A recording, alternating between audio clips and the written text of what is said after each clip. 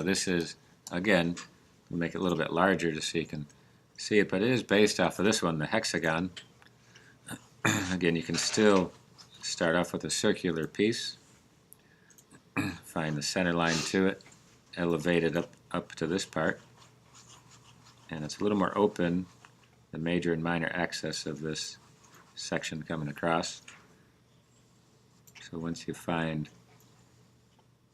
one elliptical shape, just remember as you do the next one, the thin and thick part, the thinness of the surface of this is going to be in the background. It's going to get wider as it comes to the front.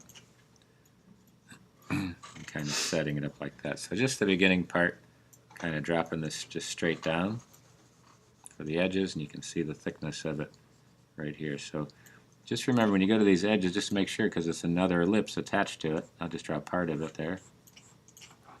Come all the way to the tangent of this vertical line, and again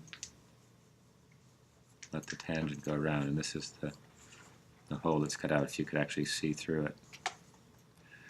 And then if you can imagine a straight line for the major axis going across, then any part that you start to build for this section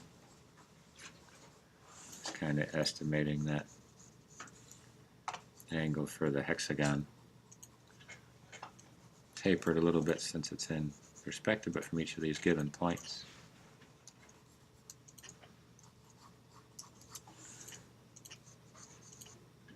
And once you have it, that's pretty much the part. So you can go in with a heavy line. Look at the detail in this one. Kind of like I said, it's been used, little corroded parts rounded off from wear and tear and taking them apart or putting them on.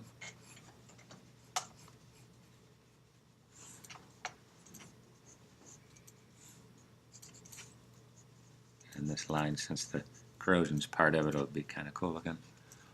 The foreground of this edge is not as clean as the other. It's kind of pitted, a little bit of rust. The inside one's a little worn out.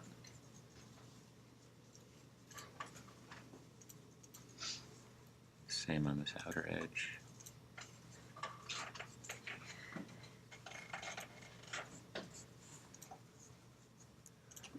And this part, when it comes down, it's actually tapered to be that section. Any of these elliptical lines right here are wrapping themselves around this.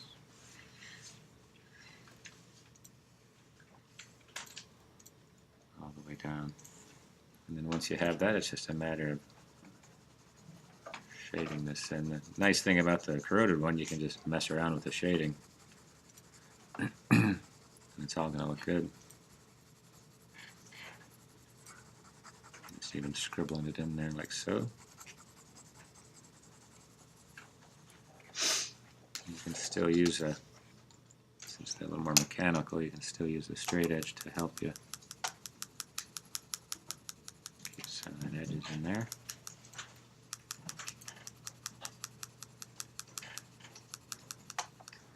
And the uneven shaded part just kind of helps.